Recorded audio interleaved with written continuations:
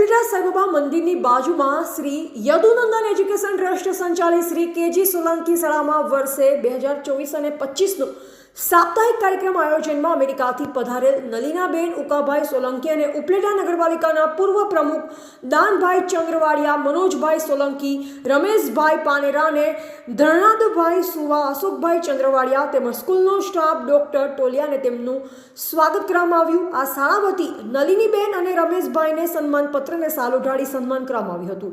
અમારી શાળામાં ભણેલા મહેમાનો, બાળકો, વાલીઓ અને સ્ટાફ તેમજ ટ્રસ્ટીઓ દ્વારા આભાર વ્યક્ત કર્યો, જેમાં બાળકોએ બેટી બચાવો બેટી પઢાઓ, નારી શક્તિનું પ્રોત્સાહન જેવા પાત્ર ભજવી અને સમાજને એક આગવી ઓળખ આપી હતી અને નાટક, રાસ ગરબા અને કાર્યક્રમ ભજવ્યા હતા। રિપોર્ટર ભાવેશ ગોહિલ, ઉપલેટા।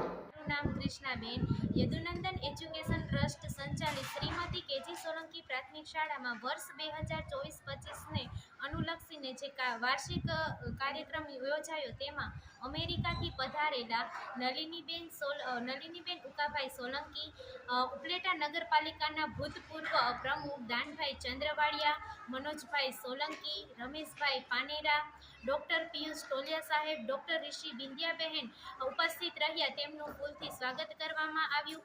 તેમજ બાળકો દ્વારા દીકરીને પ્રોત્સાહન કરતું, નારી શક્તિને પ્રોત્સાહન કરતું તેમજ ખેડૂતો અને જવાનોનું મહત્વ આપી અને સમાજને એક આગવી ઓળખાણ આપી છે, જેમનો હું આભાર વ્યક્ત કરું છું। તેમજ અહીંનો સ્ટાફ તેમજ સંચાલકોનો પણ હું હૃદયપૂર્વક આભાર વ્યક્ત કરું છું।